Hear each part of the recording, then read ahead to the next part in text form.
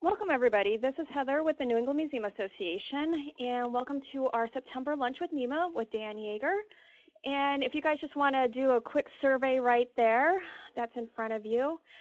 So today we will be using the chat feature. If you're new to our Lunch with NEMA series, if you have you guys also say who you are and where you're coming from, and also to make sure that you can hear me. That's a good thing, too. So we have it there. And I also want to thank Museum Trek from Trek Solver for sponsoring our Lunch with NEMA series. Today's session is going to be recorded, so if you want to watch it again, or if you know someone else that might need this little bit of help on giving presentations, it will be available on the NEMA website probably later this afternoon or early tomorrow. So we are doing that here, so everybody's getting on board.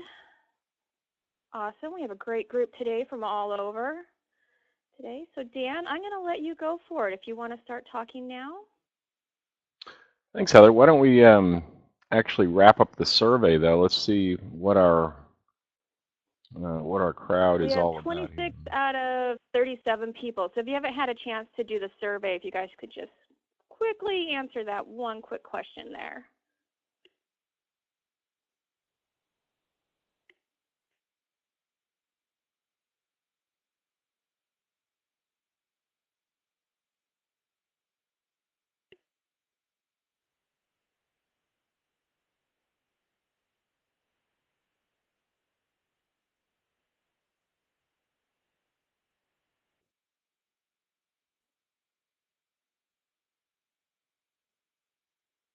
Of course, are presenting at our conference, so it's going to be great to actually see you guys in person. Oh, yeah.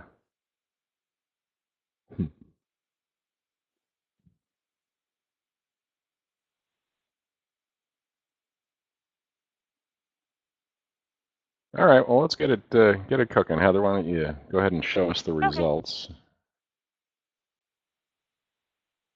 All right, perfect. Thank you. So we've got folks that have actually done some public speaking before, which is terrific. 15% at 1 to 2 times, 35% 3 to 10, and I'm an old pro, 32. So that's great. So perhaps we'll learn some new tricks. All right, so I'll see if I can do this. Heather? There, did I do it? I think I did. Yeah, I got the present. All right, terrific. Well, thanks a lot. I'm really delighted to be here with you today, and I want to thank you for joining us for another installment of Lunch with NEMA. Yep, you're on. So how to give the best NEMA presentation ever, as we say here in Boston. Well, that might sound a little challenging, but to me it's an important challenge because we want every NEMA presentation to be the best one ever. Presentations form the backbone of NEMA programming at our annual conference, at workshops, and webinars like these. So helping you all become excellent speakers helps NEMA as well. And I know many of you with us today are scheduled to speak at the upcoming conference in Portland, and I'd like to give you a special shout out. And thanks for contributing to our mission, and thanks for committing yourself to make your presentation skills the best they can be. I really do appreciate that. Well, I really could have used a workshop like this when I was just starting out. I'll never forget my early days as a speaker. I was really terrible. I remember being scared stiff, breaking out in a cold sweat. My hands were trembling as I fumbled with my notes. I lost my place constantly. I pretty much was trying my hardest to be the worst speaker ever in history. And then I got smart. I started reading up on public speaking and even took a few classes. And after lots of practice, I got better and better, which is a good thing. I'm really glad that I did, because now I know that public speaking is incredibly important to helping you do your job better and boosting your career.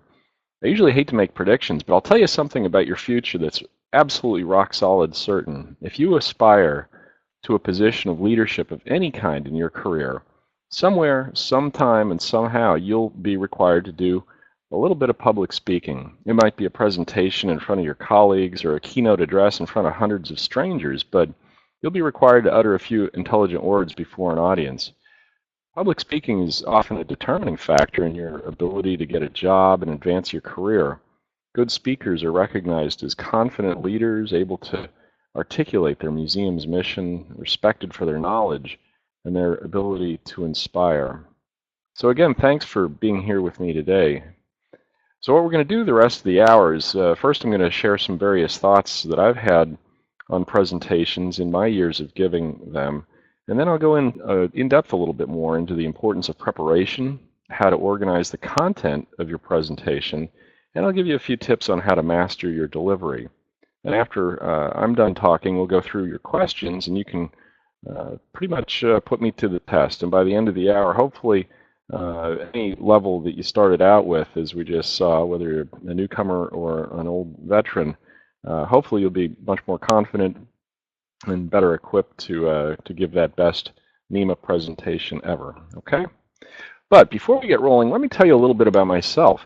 First of all, public speaking is an essential element of my career and one that I've committed a lot of time and energy to.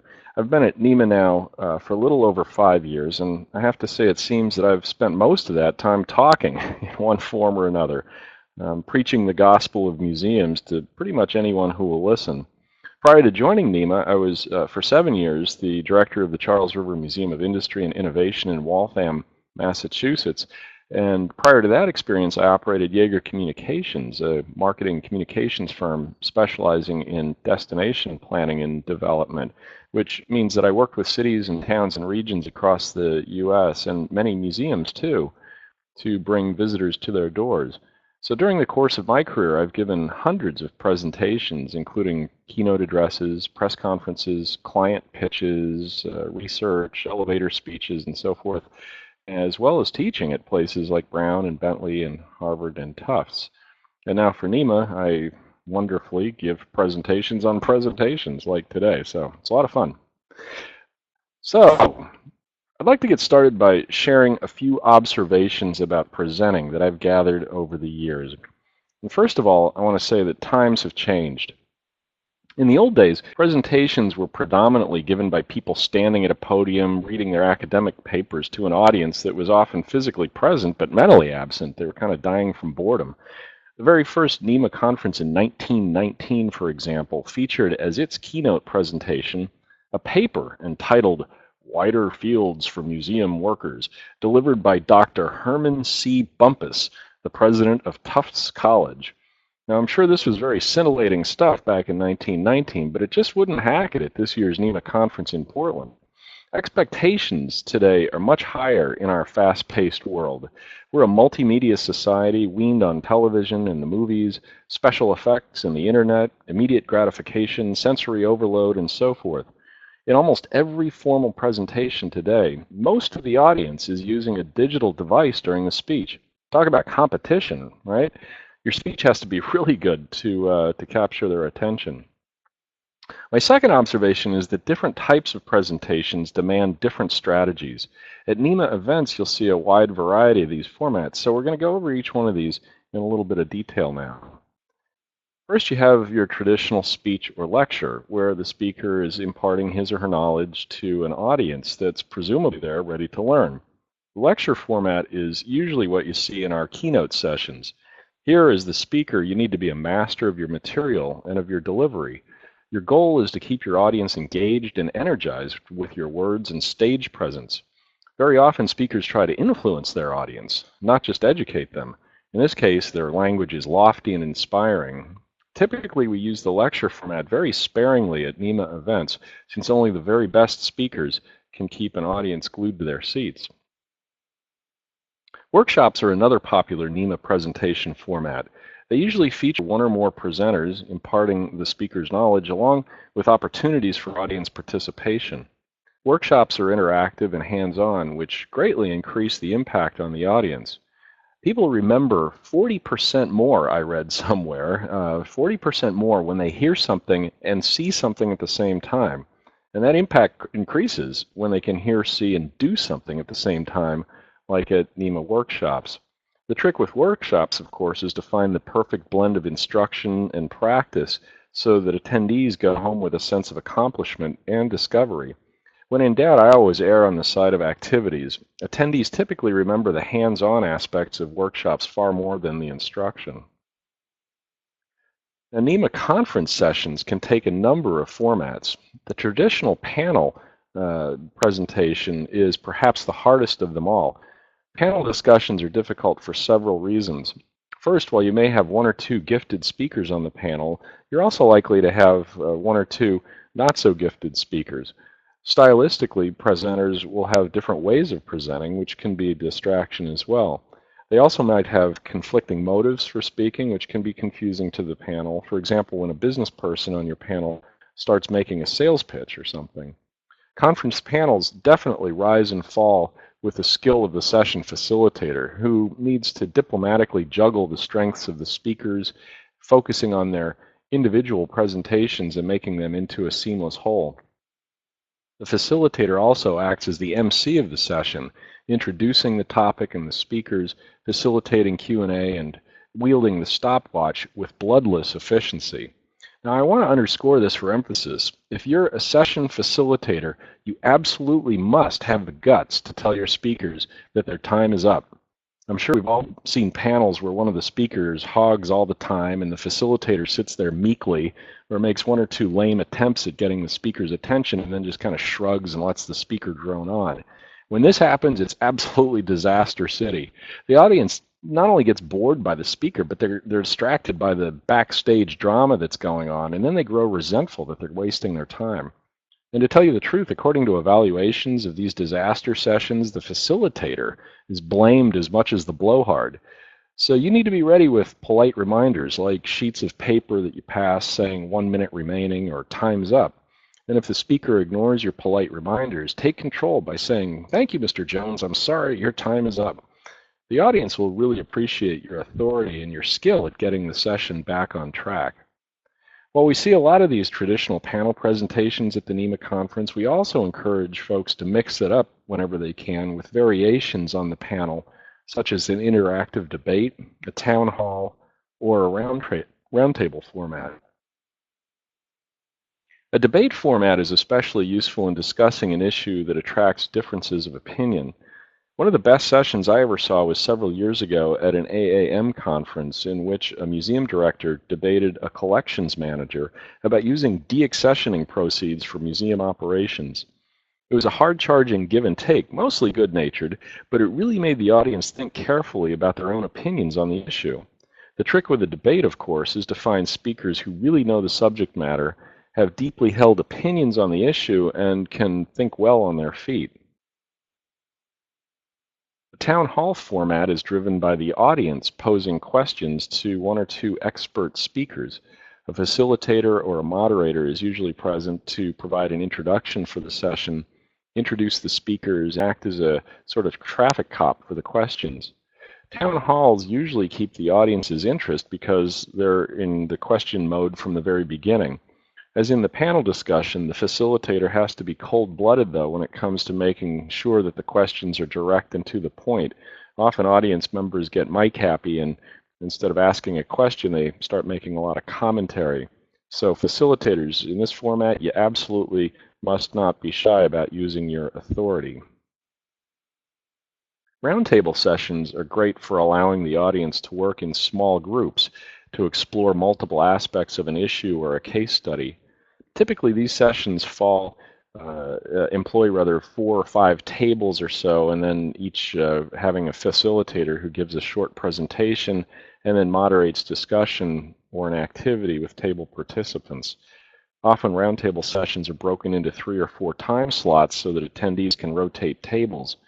Roundtables usually get high marks on our evaluations for their interactivity and keeping audience interest. One last format I want to discuss is the think tank, a new type of session that we introduced at the NEMA conference last year. The idea of the think tank is to challenge the audience to help NEMA's thought leadership by contributing their ideas, opinions, and solutions to high-level museum field problems. We had 2 think tanks last year, how to diversify the museum field, and how do we make museums more socially responsible. This year, our think tanks are defining and communicating the value of museums and redefining the internship. Each think tank has several facilitators, each of whom is responsible for a small group. The session starts with the whole audience identifying issues and problems connected with a topic. Then they break into the small groups to focus on finding solutions to the problems. The groups report out to the large group, and the session ends with a large group discussion about how we as a field should move forward.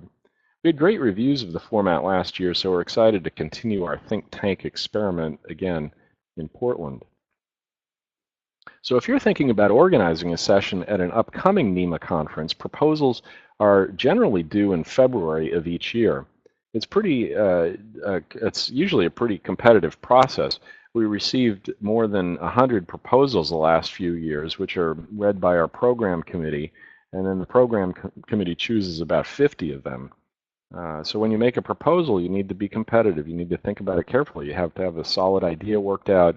But you can, at NEMA conferences anyway, you can wait to identify your speakers until later, which is great. But if you have your speakers identified up front, it definitely can help your proposal. The success of the conference each year depends greatly on the session proposals we receive, so I really do encourage you to get involved. It's a win-win for NEMA and for you. So let's talk about what, in my opinion, is the most important element in good presentations, and that's preparation. You've all heard the famous Thomas Edison quotation that success is 1% inspiration and 99% perspiration, right? Well, I believe that success in public speaking is 1% inspiration and 99% preparation. It's the key to a smooth final presentation, no matter what type of presentation you're giving. Think of your presentation as an iceberg, right? The presentation itself is just the tip, the only part that's exposed to view. But the most substantial part of the presentation is what's seen only by the presenter, the preparation that goes into a successful talk. So as you're preparing, you have to have some key questions answered in your mind. First, you have to decide on which of the formats we just discussed you'll use for your presentation, whether it's a panel discussion, a town hall, roundtable, solo speech, and so on. That'll obviously determine your approach.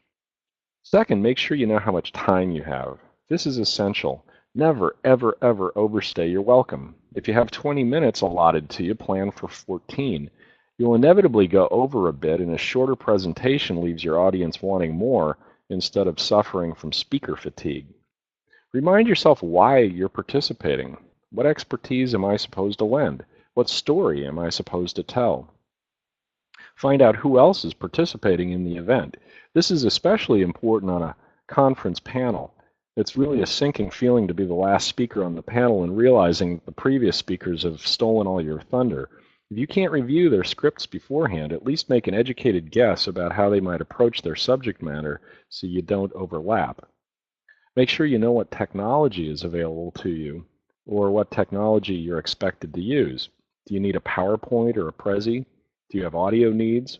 Wi-Fi for a Skype feed, for example?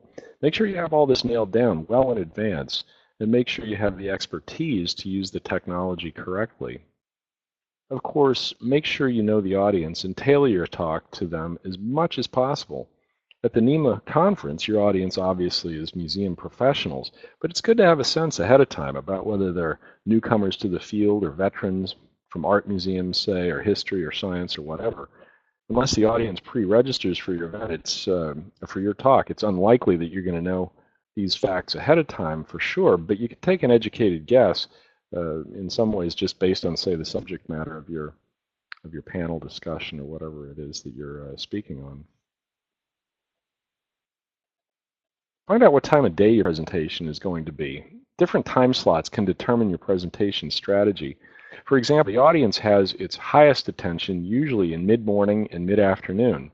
You might need to amp it up, for example, your energy level for early morning sessions, or especially that dreaded just after lunchtime slot when everybody's kind of drowsy from all that hotel food. And at the end of the day, perhaps, too, you're the only one standing between the audience and cocktails. So let me spend a few minutes on the main elements of preparation. First of all, to give an inspirational presentation, you need to be inspired yourself. You got to get yourself inspired, and often you get yourself inspired by watching great presenters, whether somebody you know and admire, or another great source of inspiration is TED.com. I think everybody knows about TED now, TED Talks.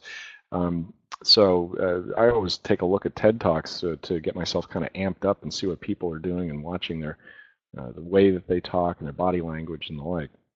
You can also find some inspiration by reviewing the literature on your topic. Even if you've read the literature a million times, you're an expert on the subject matter, it never fails to stimulate ideas that you might have forgotten or create new ones that are going to really make a difference in your speech. Spend some introspective time as you prepare. Gather your thoughts about the topic by scribbling on scrap paper or sticky notes or whatever to get started. Give yourself plenty of time to prepare your presentation. Weeks are much better than days. Having months of preparation are much better than weeks. Jot down your ideas and your inspirations as they come to your mind, and as you're preparing, you might want to keep everything in a special notebook or use an app like Evernote or OneNote to keep your ideas together. And then you weave your ideas together into a detailed storyboard or an outline. Then the hard part begins, the actual production of your presentation. Convert that outline into a series of detailed notes, or do what I do, and that is write out literally a detailed script. You edit and refine your script then so it flows well and keeps you within your time allocation. If you're using a PowerPoint or a Prezi, this is the time when you gather your visuals and put that together. Proofread the presentation carefully.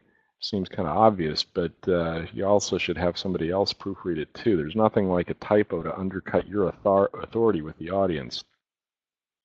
The last step of preparation is to rehearse, rehearse, rehearse. Memorize your script as much as you possibly can, or at the very least become so familiar with the layout of your written script that you can maintain frequent eye contact with the audience without losing your place or fumbling with pages. Ideally, you'll practice in a nice quiet room where you won't feel self-conscious. I always use a stopwatch, and as I said before, try to run short. Nobody likes a mic hog, and once you get into your zone during the actual talk, it's very easy to lose track of time. A mirror is a nice place to practice too. You can practice your gestures and expressions. If you're part of a panel at the NEMA conference, I really encourage you to schedule a live rehearsal with the entire panel prior to the presentation if you can.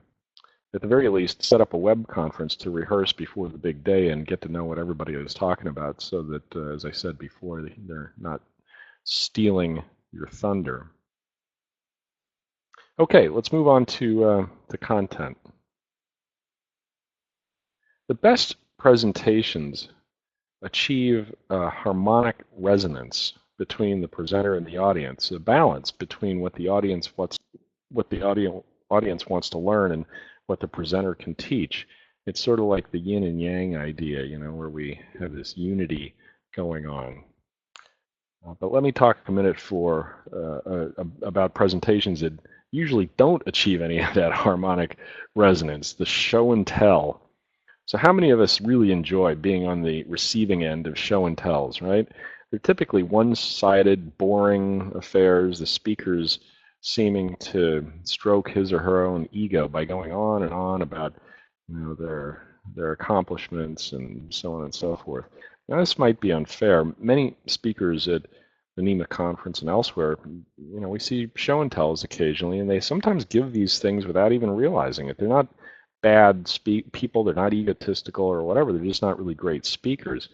Unless you've found a cure for cancer or something like that, avoid the straight show and tell presentation. It's not going to be that interesting for people. Instead, put your experience in the form of a case study and give that case study a message. Ask yourself, why do people care what I have to say? You got to make it relevant to them and not an advertising for you or your museum or whatever. Your presentation should be structured with a beginning, a middle, and an end. Now, this is the classical rhetorical structure. You think of your presentation as a story. Make it relevant so your story becomes their story. In the classic structure, ideas build on one another to create a memorable conclusion. It's important to adhere to a structural framework so both you and your audience can know where you are, where you're going, and not feel lost in the woods. The best presentations have a memorable start. As the saying goes, you only have one shot to make a good first impression, and the same applies for presentations. You should seek to grab your audience by the lapels, figuratively speaking, and make sure they're awake and paying attention to you. You might do this by raising a provocative question or doing a poll like we did at the beginning of this webinar. You might do it also by telling a story or showing an interesting object. You might also do it by demonstrating something that's germane to your talk. Whatever you do, go for a bit of drama here at the beginning or interactivity that sets the stage for the rest of your time on the stage. Part of your beginning should be an introduction to establish your credentials. Let your audience know why you're an expert on the subject you're about to cover. Don't assume your audience knows anything about you. And don't worry too much about bragging, within reason, of course. Your audience will feel better about your talk if they know you're actually qualified to give it. You'll notice I gave a little talk about my own experience at the beginning here. Body of your presentation should seek to deliver a handful of memorable, sticky ideas that your audience will remember forever. These key sticky ideas are the framework around which you organize the presentation. Ideally, you really won't have more than 3 or 4 key ideas. Any more than that, and your audience is likely to get information overload. Sticky ideas are the essence of simplicity, and simplicity works to create a memorable presentation. So here's a quick history lesson. Anyone know who this guy is on the left? In 1863, he was the country's leading orator, Harvard President Edward Everett. After the Battle of Gettysburg, Everett was asked to deliver a speech dedicating the federal cemetery there. He spoke for more than 2 hours. But does anybody really remember what he said? Everyone, however, remembers what the guy on the left or on the right said. Lincoln, right? It was a last-minute addition to the speaking program, and he followed Everett's 2-hour speech with 77 years ago, and so on, for 2 minutes. 2 minutes. One of the most powerful orations ever delivered, the Gettysburg Address. So 2 hours versus 2 minutes. Sticky ideas, again, are the essence of simplicity. Another effective technique for your content is to use suspense in appropriate ways. You use suspense not to scare your audience away, but to keep them on the edge of their seats, so to speak, until the end of your performance. A good way to do this is to promise a surprise or a reward at the conclusion of your presentation to keep them anticipating and sort of awake. So to create a little suspense in our Lunch with NEMA talk today, I'm going to take a little time out here, and I want you to take another poll. And Heather, if you could switch us over to that second poll, which part of public speaking freaks you out the most? So pick your favorite anxiety, and we'll reveal the results at the end of my talk in a couple of minutes. All right? We take the poll. And at this time, I should also mention that if you guys have any questions at all, feel free to start typing them in the chat feature. So when Dan's done with his presentation, we will quiz him on presentations.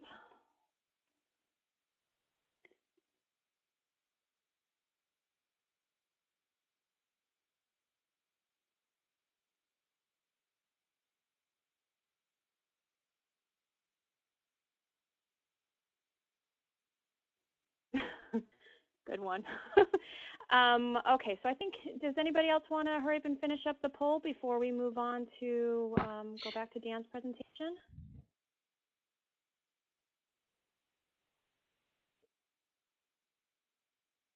Out of 56 is good. All right, cool. So before we leave the subject of content, we absolutely have to spend a few minutes talking about PowerPoint. And this might answer Marika's question about my opinion on slide use. So, well, so like everything else in our tech-crazed society these days, PowerPoint has become both a blessing and a curse for presentations.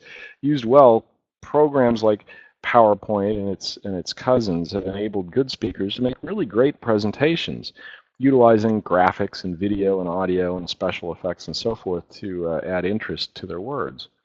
But put into the wrong hands, PowerPoint is really a disaster waiting to happen. That's because everybody thinks they're a designer.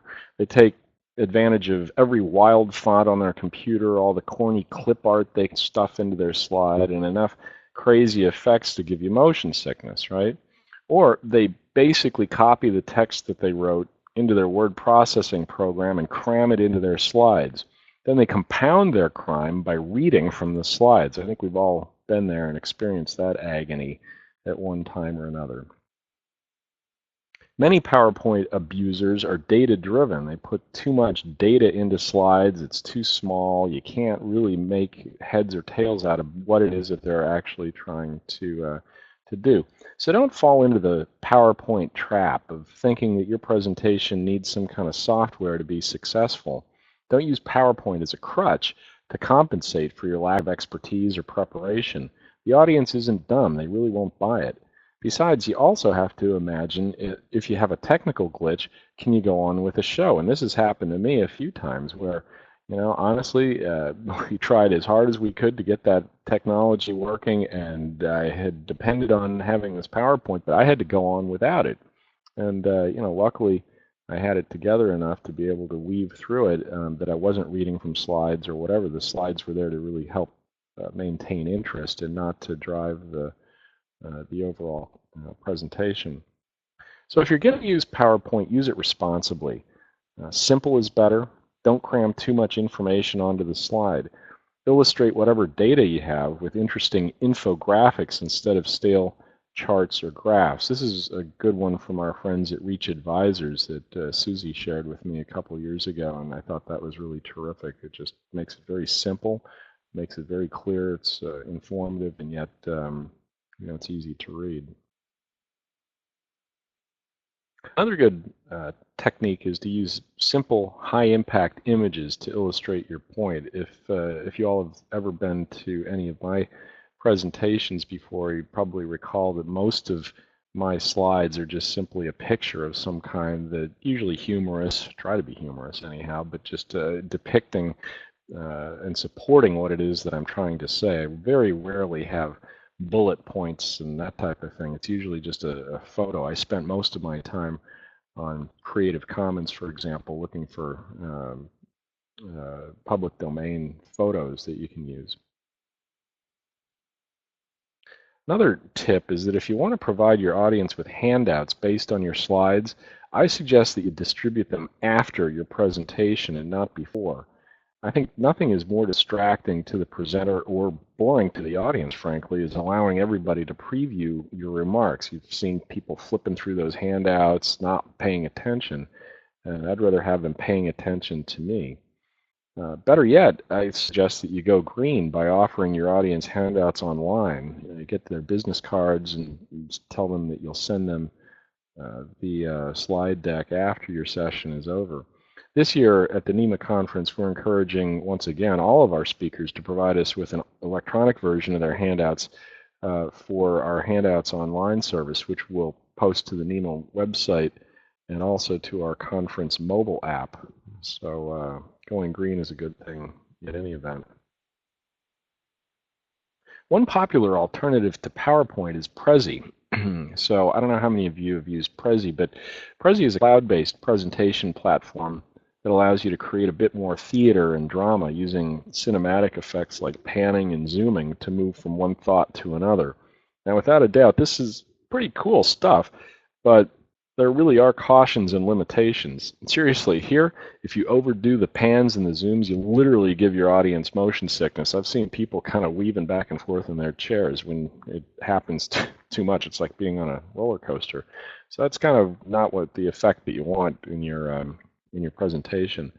I used Prezi quite a bit a few years ago and have enjoyed it, but I've gone back mostly to using PowerPoint these days because I think it has much greater control and has greater features that you can use to create just a little bit more of a well-rounded presentation. But I still do use it occasionally, especially when I want to do maybe a shorter presentation that's got a lot of pizzazz to it. Okay, so we're in the home stretch. Yep, go ahead, Heather. Yep, nice up. On the Prezi it also, for my experience with having to work with presenters at the conference and stuff like that, it also comes down to the Wi-Fi connection. Yeah. So if it's a bad Wi-Fi connection, you can't really get your Prezi. So Well, there that's is something one. else There to is think about. I one. was just thinking about that as you were mentioning that. Yeah, there's one where Prezi has free software, and they have a couple of different levels. There's free, and you need to have a Wi-Fi connection. And if you're a premium user or something along those lines, you pay a little extra. You can actually have it as a download onto a hard copy on your not a hard copy, an actual local copy on your computer that you can use. So it's a little more stable Yeah, it was that just way. something I was thinking about. It's like, definitely So take care of the Wi-Fi connection. yeah, and it's absolutely Wi-Fi is critical for that. All right, so Okay. let's talk about delivery. And first of all, I'd like to say that I think it's really important to set the tone of your presentation before you even say a word. As the audience enters the room, I usually greet them at the door and try to establish as much as I can a one-on-one rapport with as many people as possible. And that tends to just help me become centered for the talk, and it also gives me a little bit of a sense of my audience. I like it when the room's set up with round tables instead of theater style. I think the tables get people talking with one another, and that ramps up their energy level and their attention as you're going into the talk as well. And also, as you may have noticed if you've ever attended one of my talks, I like to play some upbeat music just before starting. It helps get the room energized. I also sometimes it draws people in as well. At the NEMA conference, somebody told me once they heard the Rolling Stones playing or something, that's like knew exactly that was the session that they wanted to go to. So upbeat music kind of helps. So, all right, now it's showtime, right? And no matter how often you do this, you will have the jitters in some form. This old comedian named George Jessel once said that the human brain starts working the moment you're born, and it never stops until you stand up to speak in public, right? Get stage fright. There's one thing to remember. Butterflies in the stomach are normal, but heart palpitations are to be avoided. So how do you avoid becoming freaked out when the curtain parts? So here are a couple of tips. Hopefully, you've remembered my encouragement to rehearse like crazy. The more you rehearse, the more you become relaxed. You master your presentation, and so you really know it backwards and forwards, and that really creates a lot more relaxation. You know you're going to do a good job. Before you go on stage, you might want to visualize yourself giving the perfect speech. Literally, sit there with your eyes closed and see yourself in your mind's eye from the audience's vantage point. Picture yourself as cool and confident. You sort of imagine the wild applause you get as you wrap up your speech, but think of yourself actually being successful in your delivery. Remember to smile. Try to have fun. Get caught up in the moment. Smiles loosen you up and make you more sympathetic to the audience as well. I'm sure we've all seen speakers that just are, completely monotone, and they don't have any kind of, they have a wooden look. They're delivering their presentation in a very halting manner. You know they're scared to death, and that's not very interesting. If needed, give yourself cues to slow down and breathe. Usually you're going to find yourself really wired and amped up, and you're going to be speaking a lot faster than you normally do. So become aware of that. Slow down a little bit. Sipping water is much better than stammering. So think about getting a drink of water when you start speaking too much, or just taking a breath. I'll never forget one of my first public presentations, one of those really lousy ones I gave. I remember my hands were clammy. I felt like I was sweating all over. I was talking, but kind of having this out-of-body experience. I was watching myself stumble over my words, and all of a sudden, I just stopped talking. The words wouldn't come out. I was having a full-blown deer-in-the-headlights panic attack. Luckily, one of my more experienced panel mates recognized what was happening, and he handed me a bottle of water. So I took a drink, took a breath, and was pretty well good to go. It was a valuable experience, embarrassing at the time, but it was a valuable experience. So remember, you're there on stage because you have a compelling story that no one else can tell. So relax, right? You're the expert on your story, and no one else in the room knows more about it than you. So you're not going to be there to be judged. You're there to help the audience with some new information. So here are a few tips on using technology to make the most of your delivery. First of all, learn to love the microphone. Unless you're talking to a small group in a small room, always use the mic. And if you're being recorded, use the mic even if you're in a small room. I don't know how many times I've seen speakers think they're relating to the audience better by stepping away from the microphone and talking to them from the front of the stage as though they're creating intimacy or something. Don't do it. Whatever you do, don't do it. Inevitably, no one except for a handful of people can hear you. You might not like using the mic yourself, but it isn't about your preference. It's about you serving your audience and allowing them to hear you properly. Ideally, you'd have a wireless lavalier mic to allow you mobility on the stage, but a handheld is okay too.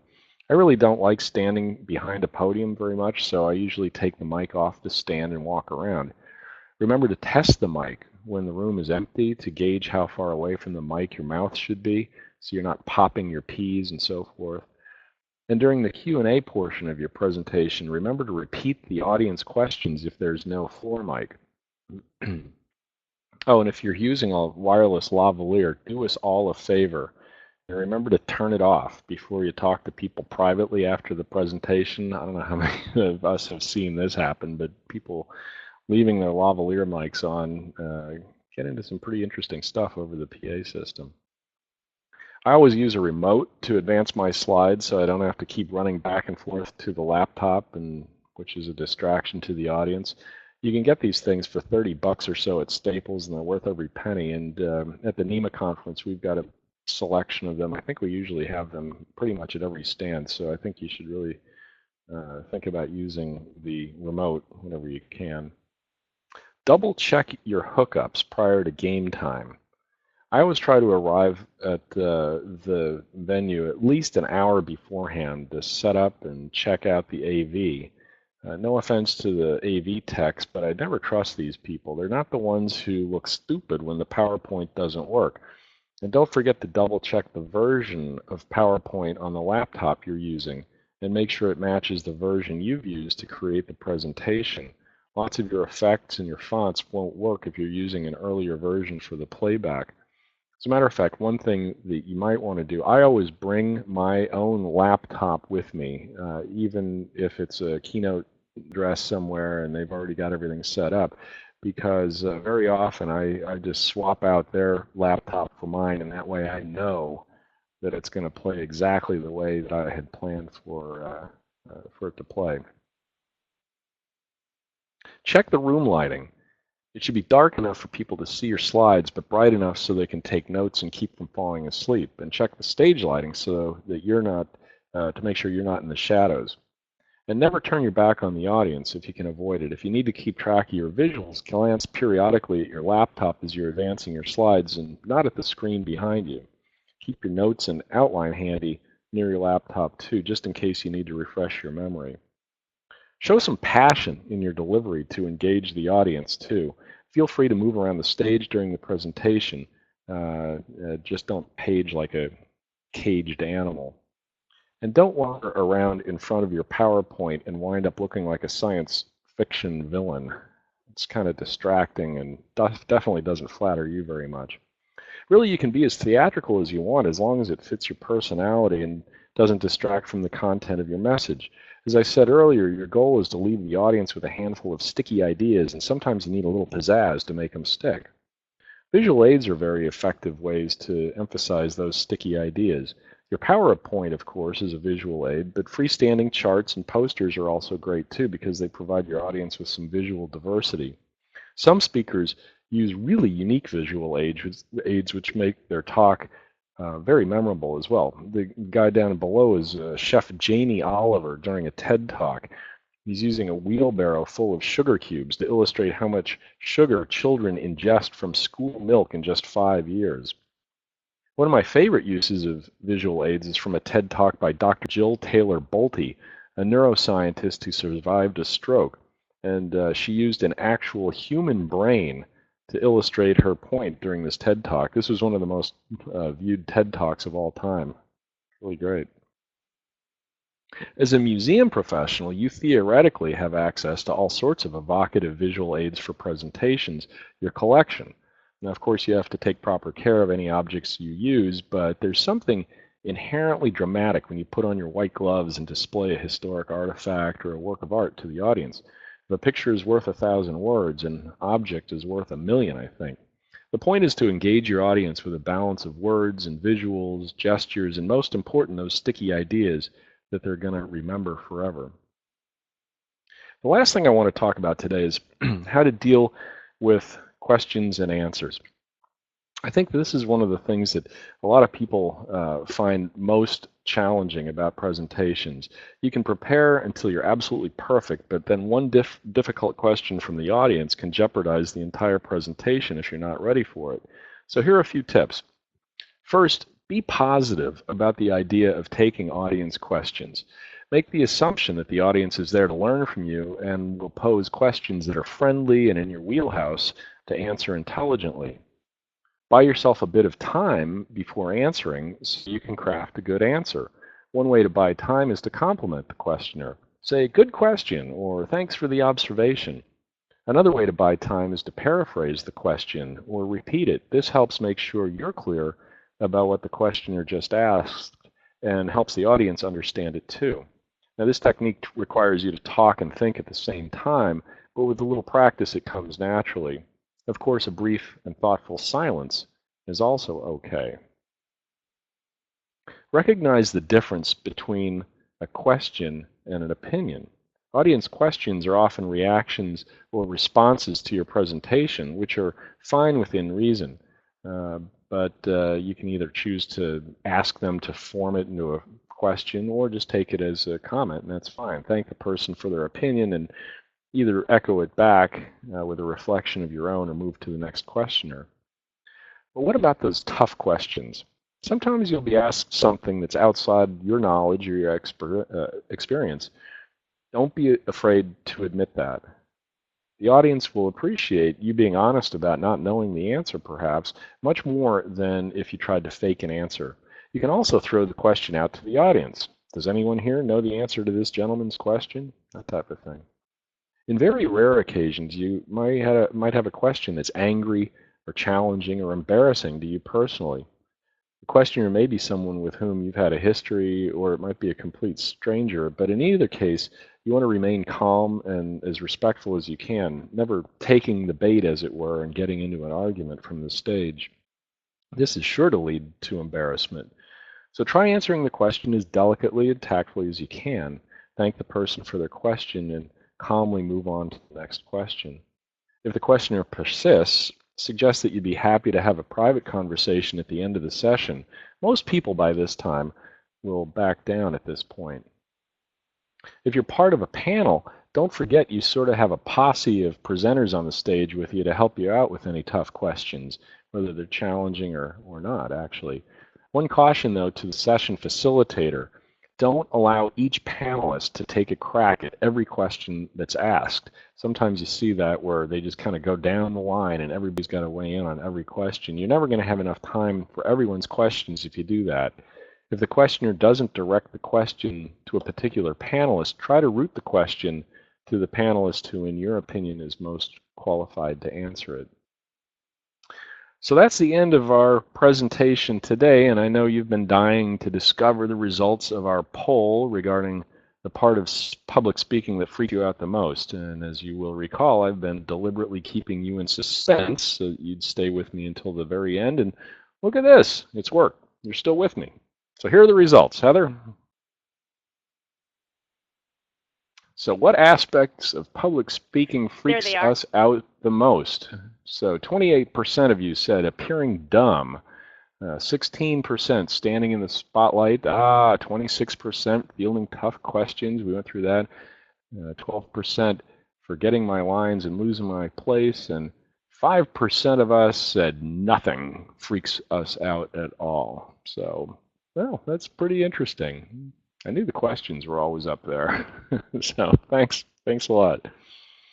Well, I appreciate it. I hope you agree that we've learned a lot during our little lunch date here today. And we've talked about, just to recap, how to prepare for a presentation.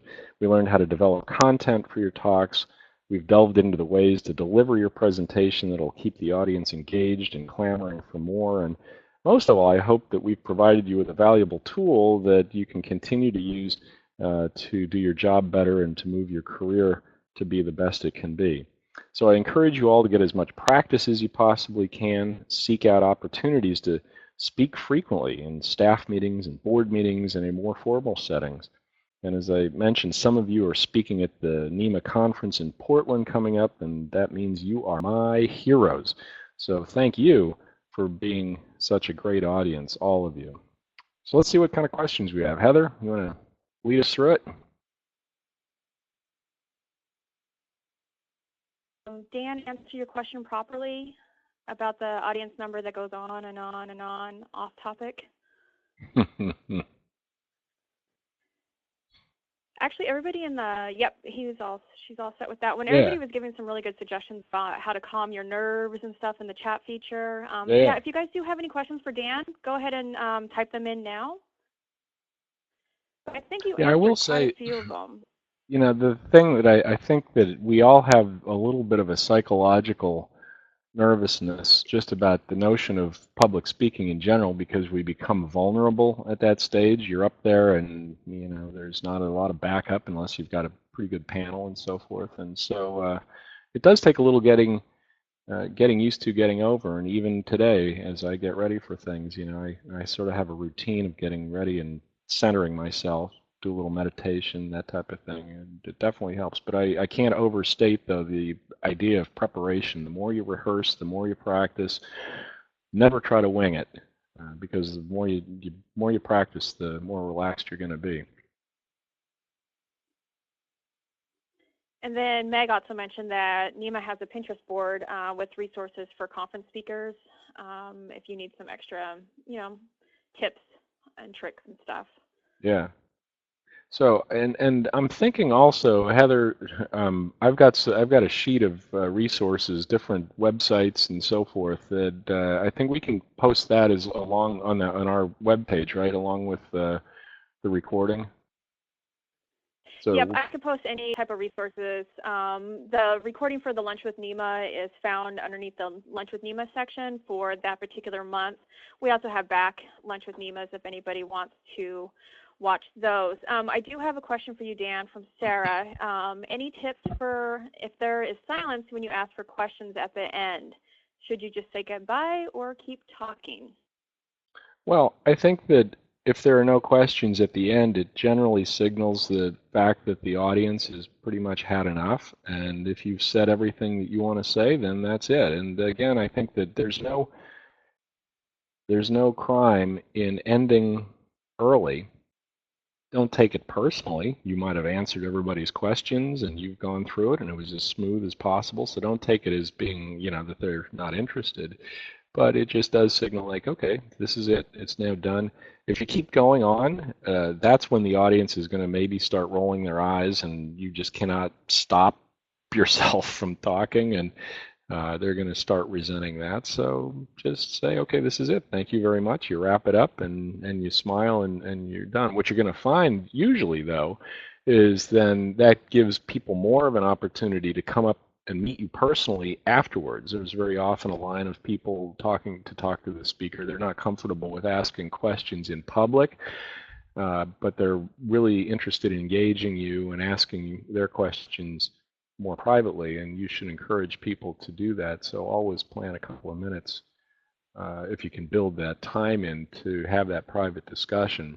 At a NEMA conference, though, you have to remember that we turn those rooms around pretty quickly, so there's not a ton of time afterward that you're going to have if you run up to your time limit.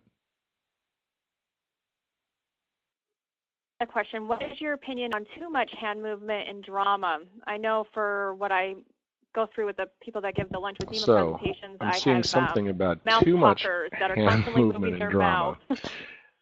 Yeah. So I move my hands a lot, and I tend to find myself moving around the stage a lot. And I made the comment about pacing like an animal in a cage or something. And that's coming from experience for me. I have to be highly cognizant of what I'm doing. And it's a bit of a trick because you're trying to remember what you're trying to say it clearly, and you're also trying to keep your hands under control, and you're trying to remember not to pace around too much, and it really takes practice. I think that you'll find a rhythm. You'll find a rhythm with what works, not gesturing too frequently, using appropriate gestures, not flailing your arms, that type of thing. That's why I think when you're rehearsing, it sometimes is very good to practice in front of a mirror. You become just more cognizant, conscious of what your own tendencies might be for emphasizing points. It's always good to think about gestures. That's great, and to have your body movement support what it is that you're trying to say, that body language. But you're quite right in trying to be cognizant of too much, because then it appears faked, and or that you're nervous and that type of thing. Meg, you're waving papers. That's true. Yeah.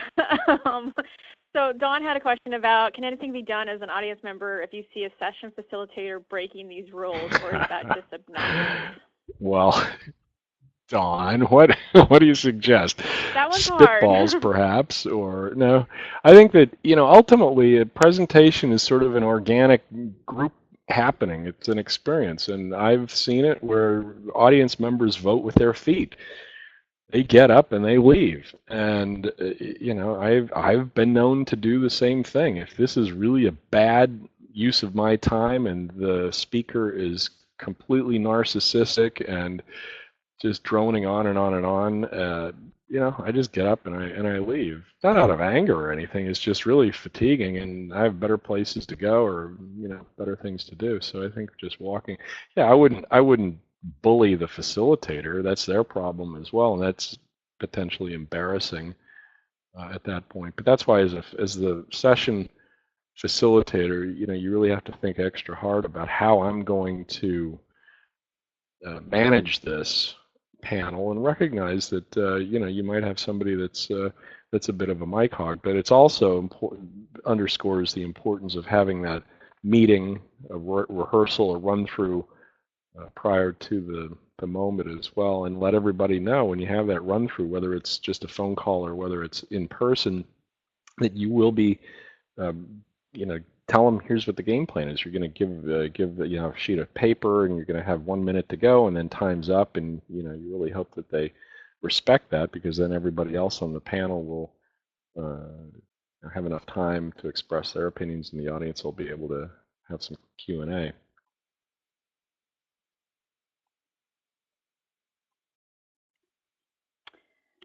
Does anybody else have any questions? Speaking of wrapping up soon. I think Meg's responding to Gail. So I kind of thought the same thing, Meg. So I guess that's it. I want to thank Dan and everybody for joining us on this rainy September afternoon. I look forward to seeing everybody at the annual conference. And I just wanted to, so if you are in Massachusetts, make sure to join us next Wednesday at the Massachusetts State House for Mass Museums Day. It's going to be a fun event at the State House in the afternoon on October 7th. And I also want to invite everybody to the next month, our October Lunch with NEMA.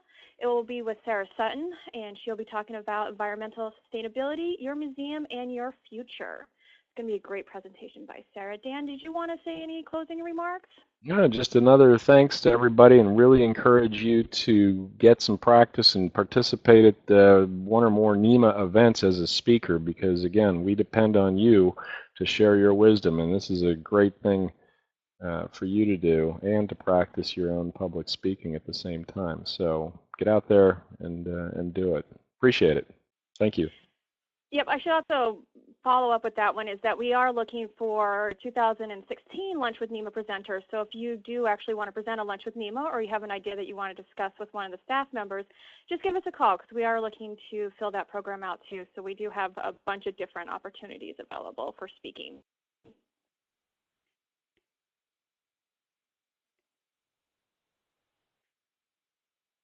All right. Thanks, everybody.